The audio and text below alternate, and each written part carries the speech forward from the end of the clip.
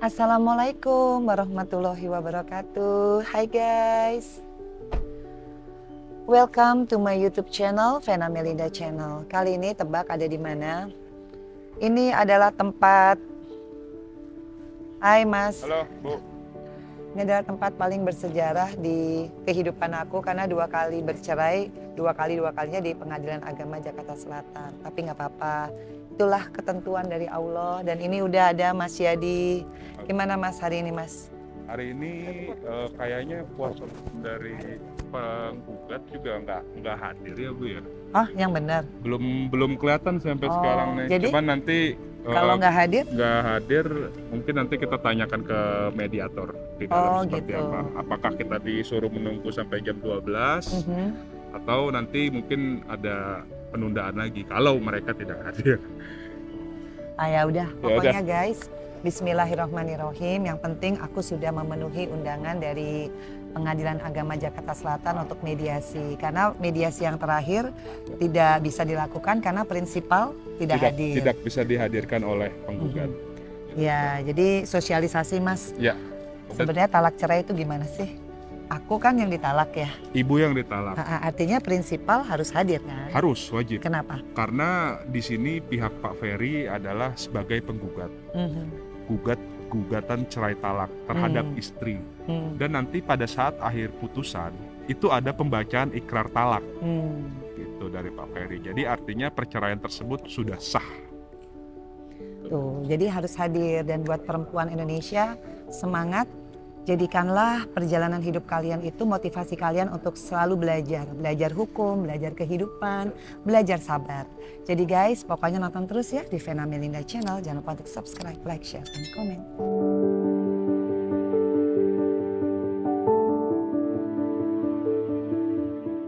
Agendanya hari ini mediasi.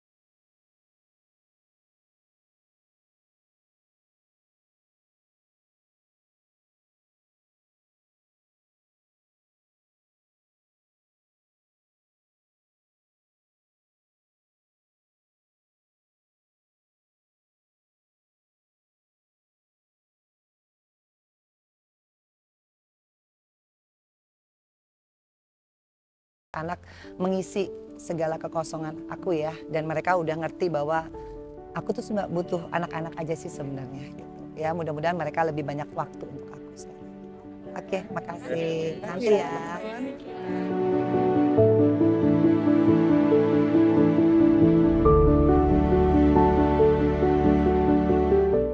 Jadi tahun ini menjalani puasa berbeda nih, gimana nih? Udah biasa kan kemarin alhamdulillah 9 tahun jadi single mom. Iya. Udah biasa. Balik awal. Yuk, misi. Puasa ini akan harapannya membaik gitu. Yang pasti pokoknya setiap harinya tuh udah berkah dari Allah ya, bisa sehat, masih bisa beraktivitas sesuai dengan ya, kan aku juga belum bisa kerja ya. Aktivitas aku sekarang lebih banyak yaitu untuk apa ya?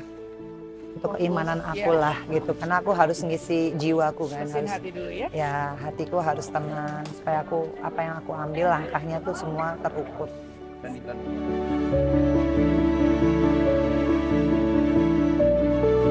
Di sebelah aku ini ada Mbak Mutia, Ketua DPN ya dari Sri Kandi, Pemuda Pancasila bidang hukum dan HAM. Sebelahnya Mbak Linda, sebelahnya lagi Mbak Ade. Jadi mereka ini lawyer. Jadi banyak banget kan. Ya kita bidang hukum kecuali aku anggota yang bukan lawyer, tapi aku survivor guys. Aku survivor dan mulai saat ini aku concern terhadap hukum dan HAM, khususnya isu perempuan. Nah kali ini Mbak Mutia, kan mungkin dideketin Mbak. Ya nggak usah jauh-jauh kasus aku lah Mbak gitu. Kalau kita berani speak up, pasti urut-urutannya adalah adanya playing victim, cywar.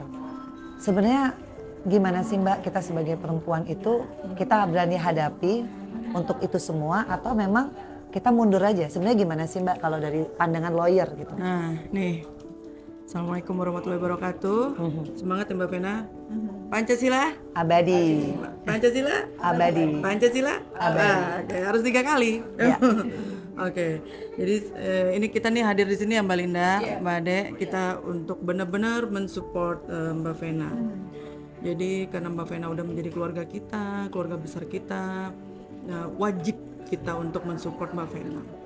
Ya, jadi adanya kasus Mbak Vena ini merupakan masalah KDRT yang lagi dihadapi, masalah kita juga. Karena bukan hanya Mbak Vena, tetapi di luar sana Mbak Vena, bagi perempuan-perempuan yang mengalami hal yang sama seperti yang Mbak Vena alami saat ini, nah itu penting bagi kita untuk wanita-wanita itu melek hukum, menyadari gitu loh, pentingnya untuk bicara, speak up, apa yang dialami, tidak hanya diam. Memang mungkin seperti aib, tetapi ini kan pembelajaran buat semua wanita yang ada di Indonesia.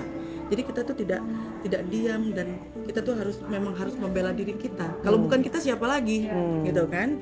Nah ini seperti Mbak Vena, masa sih seorang putri Indonesia alami kekerasan KDRT, mantan dewan pula, ya kan? Nah bagaimana Mbak Vena di luar sana wanita-wanita yang mungkin tidak seberuntung Mbak Vena gitu loh. Jadi mungkin mereka lebih yang di pedalaman ya Mbak Linda ya, tidak punya akses untuk hukum. Nah ini kita di sini hukum dan HAM kita ini di sini peran penting banget ini, tugas kita bersama nih teman-teman untuk kita benar-benar melek juga untuk mereka di sana bagaimana apa yang harus mereka lakukan. Nah kita ada di sini, belajarlah dari kejadian Mbak Vena ini. Jadi tidak diam dan coba ikutilah berita ini, ikuti dan pelajari kasus yang dialami Mbak Vena ini bukan main-main. Ini kasus yang mungkin dianggap orang sebagian kasus biasa rumah tangga, memang nyari-nyari sensasi bisa juga ya. Mungkin seperti itu. Jadi padahal ini kasus yang luar biasa dan nggak boleh terjadi siapapun wanitanya. Kita nggak boleh terjadi, termasuk apapun itu nggak boleh terjadi gitu. Jadi Mbak Vena saya harap kuat, tegar, kita siap support apapun yang dialami Mbak Vena, ada kita di sini. Ya. Iya, jadi aku guys sebetulnya bangga banget bisa jadi keluarga besar Sri Kandi Pemuda Pancasila. Tapi aku pengen juga nih dari Mbak Linda ya. Kalau kayak aku gitu ya sebagai survivor, ini kan kita perjuangan masih panjang gitu. Penting gak sih kita bukan hanya speak up, tapi kita menindaklanjuti karena kita negara hukum. Ya kita harus maju terus ke depan. Menurut Mbak penting gak kalau kita tuh melanjutkan ini ke koridor hukum gitu? Kalau tidak tercapai perdamaian. Nah mungkin Mbak kasih sosialisasinya deh Mbak. Hai, terima kasih Mbak Vena. Dan sebelumnya Mbak Vena harus kuat. Saya tahu ini nggak mudah. Di luar sana banyak yang hujat atau melihat dari sisi yang negatif ya, perspektif. Mungkin Mbak juga public figure, mungkin mereka menganggap ini yang mencari sensasi atau apapun itu. Tapi di sini kita sebagai perempuan dan kita warga negara Indonesia, negara hukum, punya payung hukum, kita perlu untuk menegakkan suatu kebenaran, menyuarakan kebenaran, misalnya terhadap buat wanita. Bayangkan Mbak Vena seorang public figure, punya akses, hidup di kota besar aja, nggak mudah mendapatkan support atau hak-haknya. Bagaimana dengan wanita-wanita yang mungkin kurang pendidikan atau tidak punya akses? mereka mungkin juga malu kalau misalnya harus menyuarakan ini, apa kata orang, apa kata family, apa kata anak. So mulai sekarang please wanita-wanita di luar sana speak up, harus maksudnya berjuang untuk hak, untuk menegakkan kebenaran. Walaupun banyak, nggak mudah ya, rintangan banyak, tapi percayalah kebenaran itu pasti ada.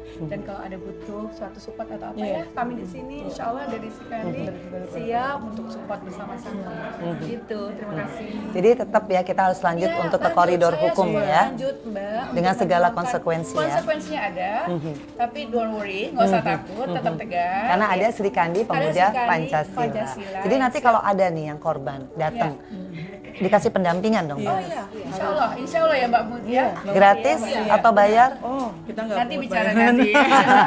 Nah, makanya masuk dulu ke dulu ya. organisasi berbasis perempuan Srikandi Pemuda Pancasila. Nah, terakhir nih Mbak Ade. Mbak Ade kan termasuk praktisi ya, lawyer juga. Melihat fenomena KDRT bisa terjadi sama siapapun gitu. Apa sih yang bisa Mbak Ade sharing atau encourage lah perempuan Indonesia? Kita mesti seperti apa sih selain melek hukum ya? Apa yang mesti kita persiapkan kalau kita mengalami KDRT dan terus maju ke koridor hukum? Apa yang mesti dipersiapkan yang awal? yang akan kita persiapkan ya pada saat kita ada perlakuan yang tidak wajar oleh suami ya, mungkin yang dilakukan 1 kali 2 kali mungkin kita masih memaafkan ya, kita masih memaafkan. Tapi jika sesuatu itu membuat badan kita, ya kita ini kan perempuan, Ya, kita ini seorang ibu, betul. dan kita lahir dari seorang ibu loh, dan laki-laki itu juga lahir dari seorang ibu. Dia harus bisa menghargai bahwa kita ini seorang perempuan yang sudah berjuang ya, melahirkan anak, lalu tiba-tiba setelah dewasa menikah lalu dipukul, apa itu wajar? Jadi kalau menurut saya itu memang harus ditanggapin sebagai manusia juga ya. Kita harus memaafkan, Ya.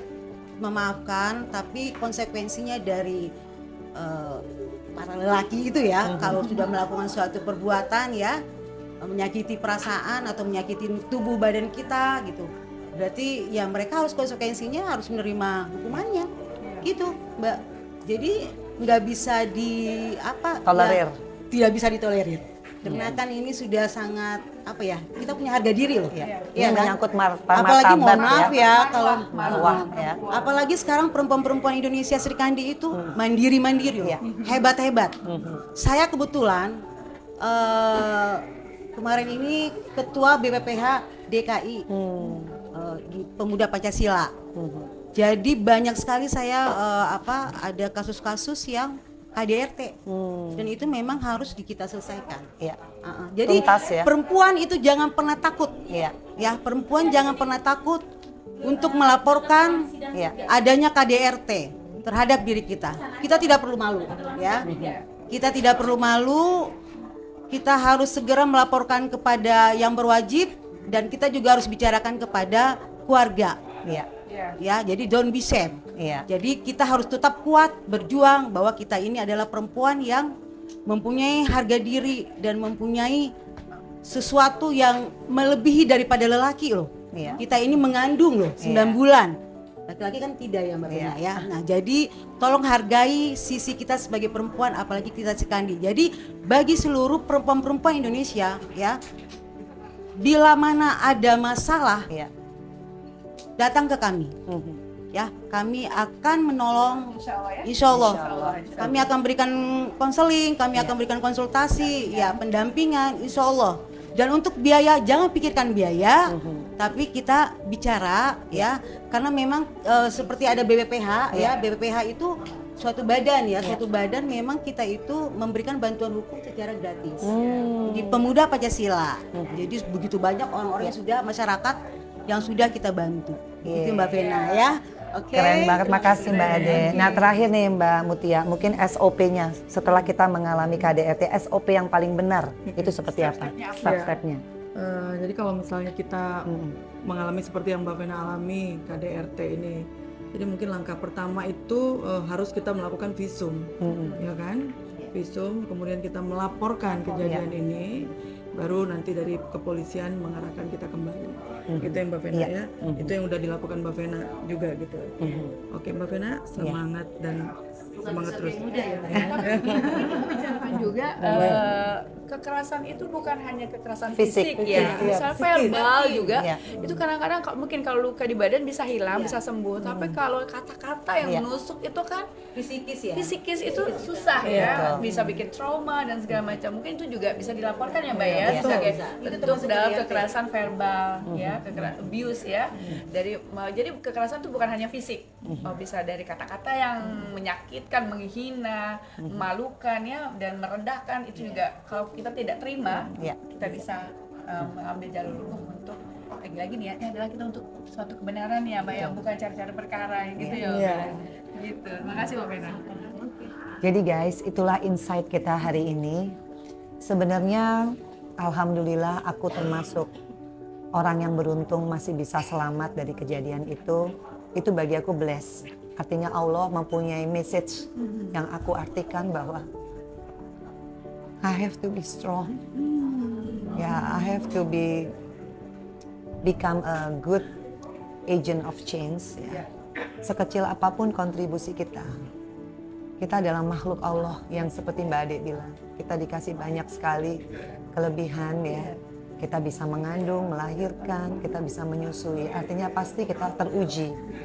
Jadi ya guys, pokoknya doain aku karena ini is a long step gitu. Long journey dan juga buat aku ini perjuangan aku untuk keluargaku terutama mamaku yang melahirkan aku.